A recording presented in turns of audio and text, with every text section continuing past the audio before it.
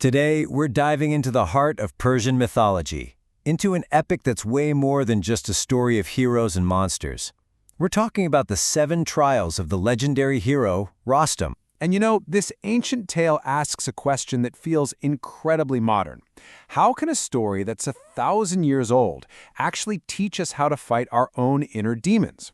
Well, the answer starts where all great stories do, with a kingdom in chaos. So, picture this. A king in chains, his whole army defeated. This is the call to adventure. And believe me, the stakes could not be any higher. On one side, you've got King Kavuz. Let's just say he's an impulsive guy. He foolishly attacks the magical land of Mazandaran and, no surprise, gets captured, defeated, and even blinded by this terrifying creature called the White Demon. So who's going to clean up this mess? The nation's one and only hope, Rostam, the hero who gets the call to save his king from total disaster. Now, Rostam has a choice. He can take the long, safe road to Mazandaran, or the short path that's just crawling with danger. And what does he do? He takes the dangerous path, of course, because that's what heroes do, right? They run toward the fire. And right away, you know this isn't just a rescue mission. It's a true test of his character. And so begins his incredible journey, the Haft Khan, or the 7 trials. But listen, this is no simple road trip. This is a road paved with monsters and metaphors. Every single challenge isn't just a physical fight for his life. It's also a deep, symbolic struggle going on inside his own soul. The first trial kicks off while Rostam is asleep. His amazing horse, Raksh, is standing guard when this huge lion shows up. But instead of waking Rostam, Raksh takes the lion on himself and kills it. But here's the twist. When Rostam wakes up, is he grateful? Nope. He's furious. He actually yells at his horse for not waking him up for the fight. So what is that all about? Well, symbolically, that lion isn't just a lion. It stands for destructive pride.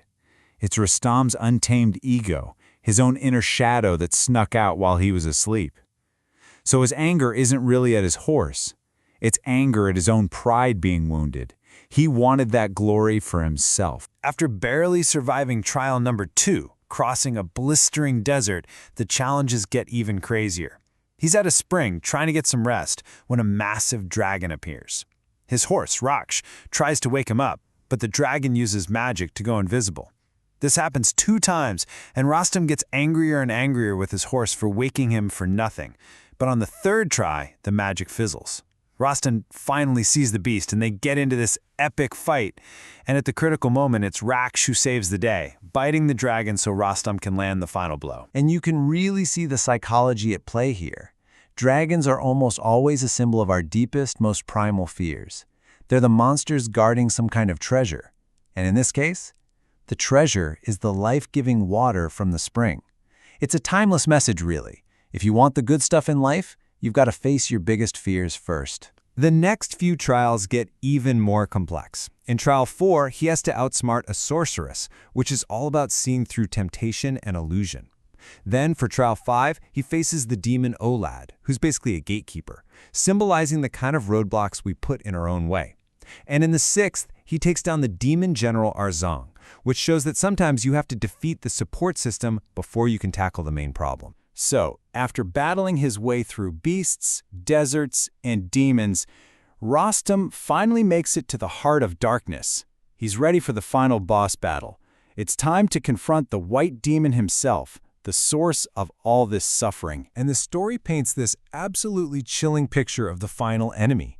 It says, "In the dark cave, the White Demon slept, his body like a mountain, his presence filling the space with a palpable darkness." Wow. Rostam walks right into that dark cave, the very center of the enemy's power. And get this, in a move of pure honor, he wakes the demon up so they can have a fair fight. What happens next is just a brutal, titanic struggle that literally shakes the cave apart. Finally, with every last ounce of his strength, Rostam rips one of the demon's legs right off its body and then cuts out its liver to finish the job for good. So what's the reward for all this? It all comes down to one single drop of blood. See, Rostam doesn't just take a trophy.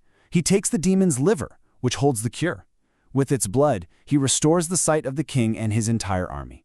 It's not just literal sight, it's metaphorical. It's enlightenment, it's rebirth, all won by facing the darkness head-on. So you might be wondering, what was the point of all that? Why are we still talking about this story 1,000 years later?